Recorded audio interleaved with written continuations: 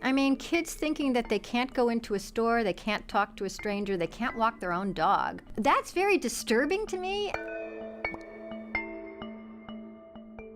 And sometimes people think, oh, Lenore, she wants independence for kids. And it's like, I want life for kids. I want a country where the kids are getting to college and they can handle everything from free speech to a mouse in the dorm. I want them going off to work. I read that 1 out of every 2 Gen Zs, and there aren't that many of them in the workplace now, but have taken time off for mental health issues. It's not fair to leave them without, remember I was talking about the brain being wired. If the brain isn't wired to give you a little springiness, to be the net, you have to wire that net for yourself. And if there's always been somebody there instead of a net, you don't have the net. So Jonathan Haidt, who wrote The Coddling of the American Mind, is another one of the founders of Let Grow. We wrote a piece for Reason together, and it's called The Fragile Generation. And we start with my favorite anecdote of all time, which was Parents Magazine had another article, not about laundry hampers. This one was about how to have the perfect play date.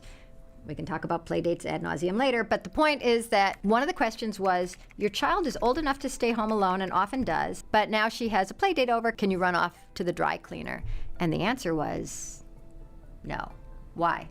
Because the supervision needs to be 24/7. Yeah, because they spelled it out. They said, what if they have a squabble? You want to be able to intervene before anyone's feelings get too hurt.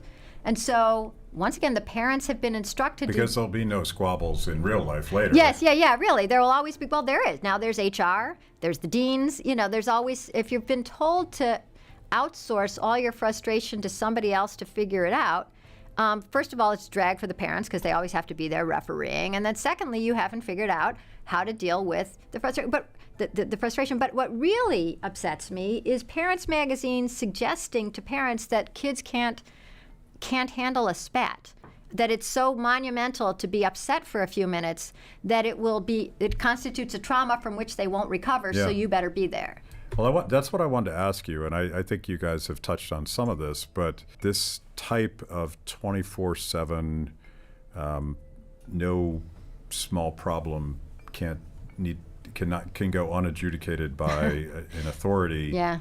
Does that lead to what conservatives like to call the snowflake generation, like safe spaces and free speech zones and being triggered and all that stuff? What I would say is it leads to fragility because you've raised the kids to be fragile. I was Googling this, and I don't think it's actually true, but it's a beautiful analogy anyway, which is that supposedly if an egg is starting to hatch, and you go, oh, let me help you, and you open the egg, the bird dies because it actually needs to develop its muscles, pecking its way out. And then otherwise its neck just falls off and it's dead. I think it actually turned out to be about butterflies when I started Googling. Anyways, the point being that... Now I'm triggered because I like baby birds. Yeah, so. Well, have you opened up the egg and killed a bunch, right? Was that you? That was me. Yeah, I'm going to have nightmares tonight. Yeah, you should. You deserve it.